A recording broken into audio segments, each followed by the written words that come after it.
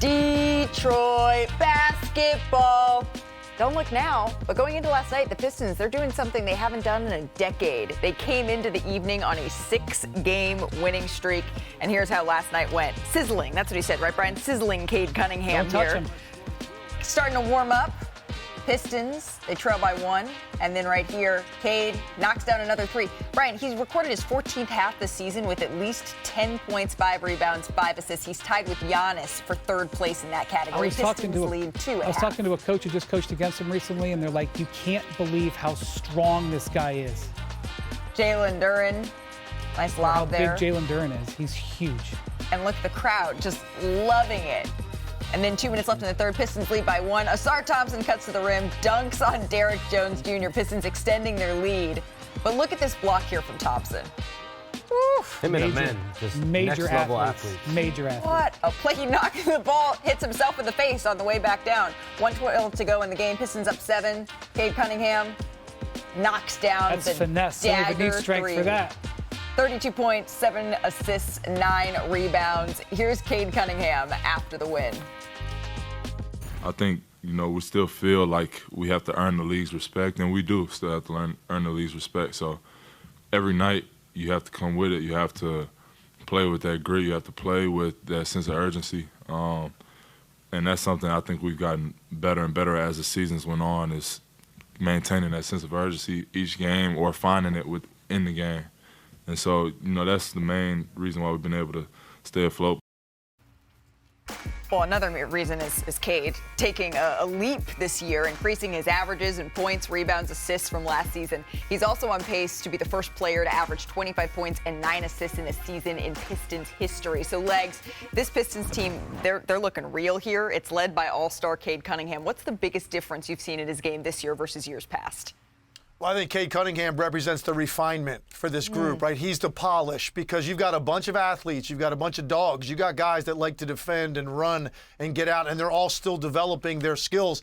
He represents a guy that's much further down that path. So now when they run onto the floor, they know they've got a guy that on any given night can be the best player on the court. That's what Cade Cunningham represents. Wendy talked about his strength, just his size in general at the guard spot and the way he plays. You can't really get him off balance. You can't get him to do anything before he's ready to.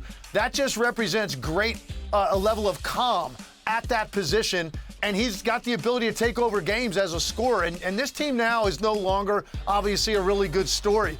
Dare we say it? The Detroit Pistons are a really good team. We're there, man. They're a 6th seed in the East. They're actually within sight of the 4 spot. Yeah. And this is a team that last year was leading SportsCenter because we wanted to see if the losing streak was still alive. Right. That's where we're at with this group. I would sum it up like this. The 2 previous seasons, they won a combined 31 games. They've already won 32 games already just this year. So that's one of the longest winning streaks in the league. They've won 7 straight. Let's get to one of the longest losing streaks in the league. The Sixers, they lost their 8th straight. And Brian, what had happened in this one was the 76ers in action without Joel Embiid in this game against the Chicago Bulls. I just want to point something out. The Bulls have made several trades in the last month that could be defined as tanking trades. I just want to point that out as we watch this unfold. Let's watch it unfold here. To later in the second we go. Check the score on this play. I don't know what happened here. Boink. That's exactly right. There was nothing good about it. I'll just leave it at that. So, to the third we go, where it really didn't get any better here. Kobe White kicks it out. And again, Chicago just extending their lead. Keep watching that score and watch what happens on this score. Kobe White drives, dunks, 104-69. It got worse. Fans can't that little believe kid what they're certainly seeing. couldn't believe it. Yeah, exactly. Hey, look at that score. 107-73. Again, it feels like they're giving up, and understandably so when you look at the game and the final score. So the Sixers, 8-game losing streak. That's the team's longest in the last 8 seasons since the end of the process years in Philadelphia. Their latest loss, it drops them 2.5 games back of the Bulls for the final play-in spot. So here's Paul George when asked if the Sixers could still make a playoff run. We just don't have, the habits of a champion or a playoff contending team would have. So, to be honest, right now it's a little far-fetched. All we can do is work hard and try to just keep going for one another. But we've shown no signs of forget championship, but a playoff contending. We got to want to do it. It's what it comes down to. You got to want to do it. Either you commit to put your body on the line or you don't. All right, so this has been a disaster of a season for the 76ers here. And Brian, you've mapped out how they should be focusing on keeping their top 6 protected pick here. Joel Embiid didn't play in this game. Have we seen the last of Embiid this season, Shams? Malika, everything is on the table for the Philadelphia 76ers right now. My understanding is Joel Embiid and the 76ers are consulting with doctors. They're meeting with dozens of specialists as we speak right now to figure out exactly how they're going to move forward with that troublesome left knee. The reality for the Sixers is Joel Embiid and Paul George just aren't right. They haven't been healthy. They haven't been healthy for quite some time. Even before the All-Star break, I reported that Paul George needed 4 to 5 games. Every single game before playing, he needed pain-killing injections. So that's where he's been at for weeks. Joel Embiid, we see it with the eye test where he's at with his play as well. And for any team in the NBA, when you're top 1 and 2 player or 1 and 3 player, whatever the case may be, Joel Embiid obviously is the franchise cornerstone. When a guy like that looks as labored as he does, you have to find answers, and that's what the Sixers and Embiid are doing right now.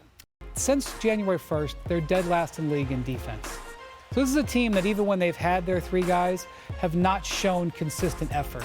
And so what you'd like to hope if you're a 76er fan is that what we're seeing right now is rock bottom, and that they can start making some moves that can correct this situation.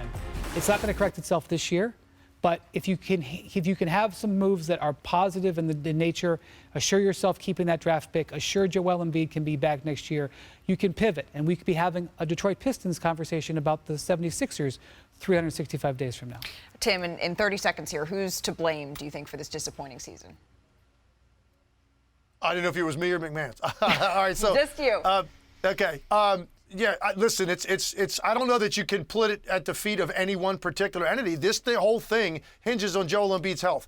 That's what this is about. If Joel Embiid is healthy, they're still winning games, regardless of Paul George's injuries, regardless if you think he's performed up to par, and all of the other things that have gone wrong. If Joel Embiid is healthy, it's a massive difference maker. He can't stay on the court, and he can't stay healthy. And the real painful thing about this is you think about, they already went through all of this. You remember the 5 years when they basically weren't trying to win? It led to a Joel Embiid. It's supposed to have led to championships at some point. And now you look at the uncertainty of this guy, his future. Physically, this is rock bottom. There's no question about it. But again, it's Embiid first and his health before you really start questioning all the other stuff. That has to come first. And right now, Shams is saying that everything's still on the table as they continue to assess Joel Embiid. Win the West, you have to have size and defense, which the Lakers, they have perimeter size, but they do not have interior size. And what's one team that everybody has in mind when they think of that size in the Western Conference, who they're contending against? Oklahoma City. Oklahoma City and the Denver Nuggets. Oh, well, and there's that one gentleman. Jokic. Yes. Fellas, there's few things that 3-time MVP Nikola Jokic hasn't done so far in his career. Last night, it was one of them here. Nikola Jokic came out early, ready to distribute here, legs. He would have 7 first-quarter assists that resulted in 15 Nuggets points, Tim.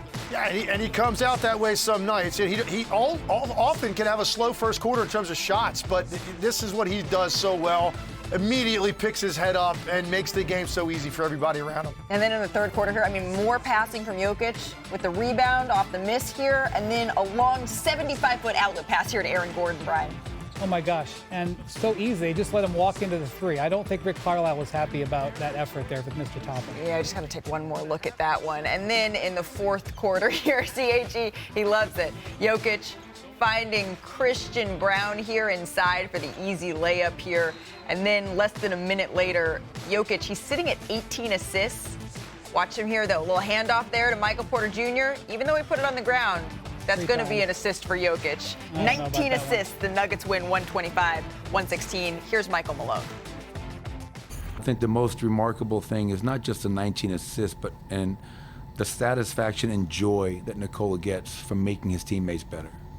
I mean, like, he'd be happy getting 19 assists, no points, and us winning than any other superstar that I've ever come across. And that speaks to who he is. He's a humble person and understands that this whole thing is always much bigger than the individual. It's the collective.